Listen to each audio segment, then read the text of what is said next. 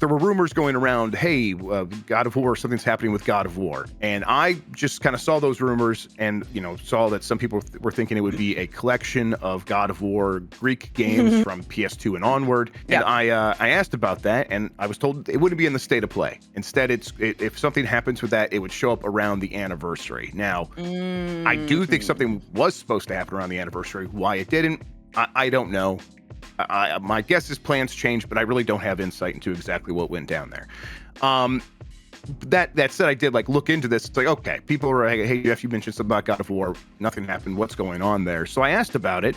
And when I looked into it, it sounds like there would be a God of War side story this year starring Kratos and very likely having to do with the Greek setting. So Greek setting Kratos, I was told side project, something that is not like the equivalent of... Not a full game. Yes, not the next big Sony Santa Monica game, right? Yeah. That, I think that's pretty cool. And I think the reality is Sony probably looks at the God of War games being on PlayStation Plus as this is good enough. Like they do have access to those games.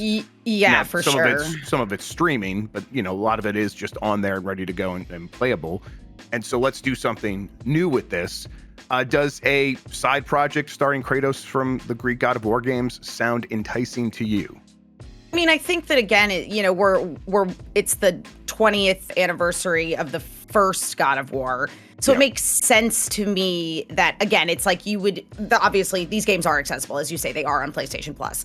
But it does make sense to me that they would want to do something. And I think the idea of using the current God of War engine and exploring that Greek setting it's a good idea. To me, this is a no-lose situation because you have this whole newer fan base of God of War. Like I have not played the Greek setting games. I've only played the Norse setting games. So that is, and as a lover of mythology and particularly somebody who's particularly well versed in Greek mythology, that's super interesting to me. Yeah. So I know shit about that, and I still find it interesting too. It works for both sides. I think that you're right. This could serve as a sort of appetizer to get people interested in those games once again, and then that just feeds back into caring about Kratos as a character and his journey and the 2018 series going forward, and then whatever they're going to do with Kratos next, or with that story next. I guess they could do something with Atreus. For example. Yeah. I think this makes sense in that these games are big. They do take a long time. Can Sony Santa Monica team up with an outside studio? Be like, hey, can you work on something in this setting with these characters that doesn't feel like one of our games necessarily, but just takes these characters and keeps them in the public consciousness in a way that where we don't have to make another game, alongside the one that's going to take us 5 to 7 years to actually produce. I think it's a smart way to keep this franchise alive and to have more games coming from PlayStation Studios than they would otherwise. Because I think we just got into a rut there with the first party PlayStation, where it's like, if it's not the biggest game in the world, we're not interested. And then that meant every game was taking 5 to 7 years. So I think even this, that side of it is exciting to me that, they're willing to do this with God of War. That means they're willing to do this with anything. And so we could get a bunch of different games of a bunch of different scales from Sony going forward. And I would welcome that.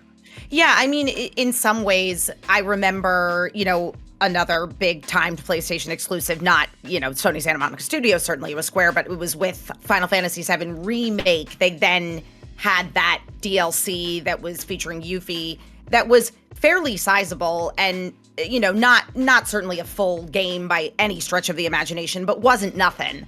And I definitely think that we could see something like that with God of War and something, that would be appreciated by fans.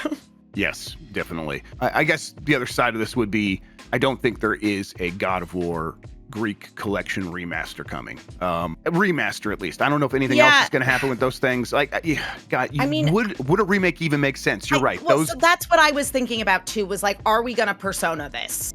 Because, Atlas is remaking, they're Persona 5ifying all of their old titles. It feels like we're in the process of, certainly we got 3 Reload, and now we're thinking that there's going to be a 4 in that same sort of style.